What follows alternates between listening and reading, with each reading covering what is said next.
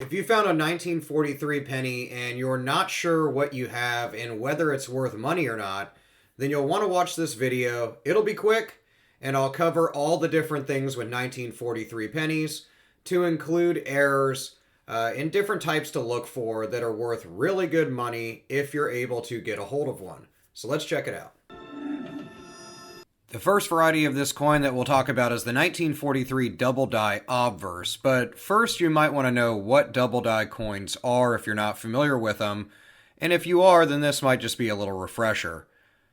They're an error that's something that occurs during the production of the dies from which coins are struck.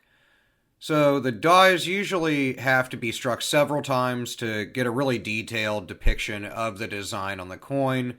But if there's movement between those strikes, then a double image will be left on the die. That double image is then transferred onto the coin struck by the die, and if the image is on the die with the obverse design, the error is known as a double die obverse.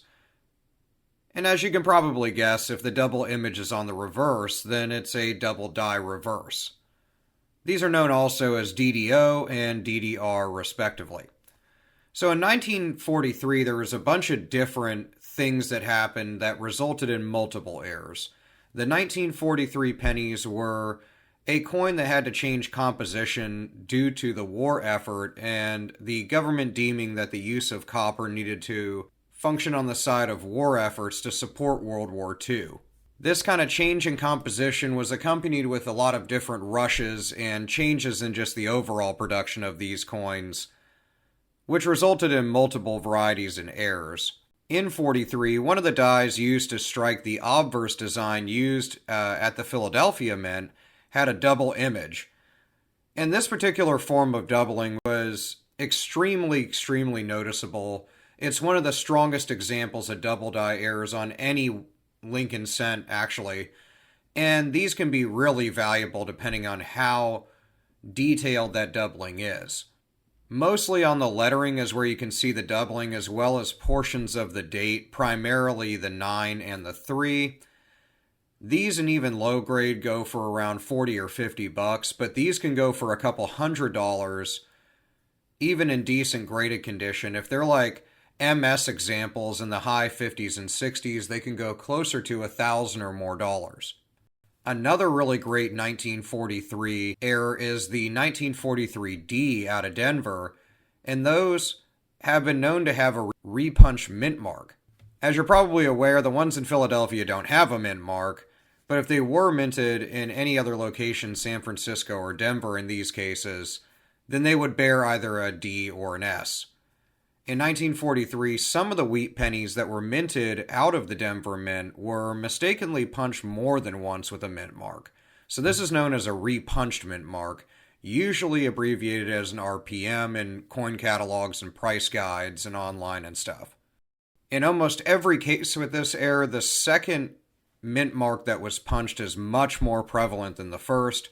And you can usually see these going for around $100, but I've seen them go for hundreds of dollars in really high condition examples. Mint state ones, though, range in the thousands and thousands of dollars. An extremely rare 1943 cent is the 1943 bronze cent, and what makes this error just extremely interesting is that the way it was produced was odd enough as it is. In 1943, most of the cents were made out of steel due to the need for copper for munitions, but by the end of 1942, a few of the bronze planchets actually made their way into the production process in 43. These resulted in a few bronze cents getting out there, and these are extremely rare, selling close to $250,000, even in extremely low grade due to the only 10 to 15 examples being known. Other really cool cents from 1943 are 1943 experimental cents. There's a few different ones of those, ones that were made out of like shell casings, glass, and different materials that were used during 1942, especially to try to come up with a different composition of materials for the 1943 cent to free up copper for other uses. These are really neat. They have been found out there, but would be extremely rare and really hard to determine, if you were to ever come across something like this, it'd be tens of thousands of dollars, I'm sure. Regular 1943 cents can still get you a pretty good amount of money if they're in really good condition, and depending on the mint they came out of, a regular 1943 steel cent can get you a couple of dollars in really good condition, but 1943 S's are known to go for thousands of dollars if they're in really high grade condition, or even uncirculated conditions. They can go for close to $10,000, $15,000 at auction. These coins are really cool from 1943. There's a lot of history to them, which makes them even more neat and more collectible. I think that aids in the history of the value kind of increasing with these 1943 pennies. Let me know what you think about 1943 steel cents, the copper cents, bronze cents, and all the errors. And let me know what you think about just collecting wheat cents in general, if it's something that you like. And of course, let me know what you've come across in your coin and banknote searches lately in the comments. Can't wait to read about it. I'll see you there, and I'll see you in the next video.